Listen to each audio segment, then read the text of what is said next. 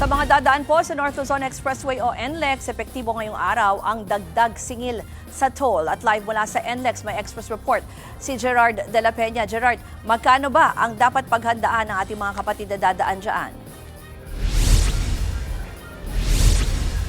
Alam mo, Ruth, doble pasakit niya ang araw na ito para sa mga motorista dahil bukod sa pagtataas sa singil sa toll dito sa North Luzon Expressway, ngayong araw din ipinatutupad ang mas mataas na presyo ng produktong petrolyo. Para sa mga dadaan dito sa open system ng NLEX o yung mula doon sa Navotas, Caloocan at Valenzuela hanggang sa Marilao, ay may dagdag na 6 pesos para sa Class 1 o yung mga kotse at SUV, 12 pesos para sa Class 2 o mga bus at maliliit na truck, at 16 pesos para sa Class 3 o malalaking truck. May dagdag din sa kada kilometrong takbo sa closed system o mula Bukawi hanggang Santa Ines sa Mabalacat at sa Subic Tipo.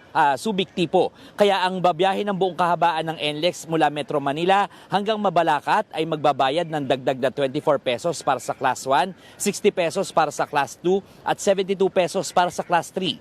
Ayon sa NLEX Corporation, ito raw ay ang ikalawa at huling bahagi ng toll hike na dapat ay noon pang 2023 na ipatupad. Hinati raw sa dalawa ang pagpapatupad nito para hindi mahirapan ang mga motorista. Ayon sa NLEX Corporation, kailangan magpatupad ng dagdag singil sa toll para mapanatili ang ligtas, episyente at magandang kalidad ng serbisyo at ang kaayusan ng infrastruktura sa pangmatagalan. Pero bukod sa dagdag singil sa toll, ay tumaas din ang pump price ng petrolyo ngayong araw. May dagdag na piso sa kada litro ng gasolina, 2 pesos sa kada litro ng diesel at 1 peso and 50 centavos naman sa kerosene.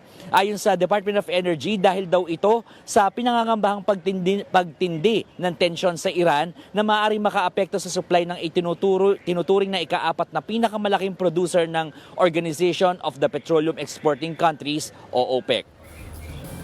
Ruth, sa kabila ng pagtataas ng singil sa toll dito sa NLEX, exempted naman yung mga sasakyan na nagde-deliver ng mga agricultural products katulad ng gulay at karne. Basta sila ay accredited sa Department of Agriculture sa ilalim ng toll rebate program.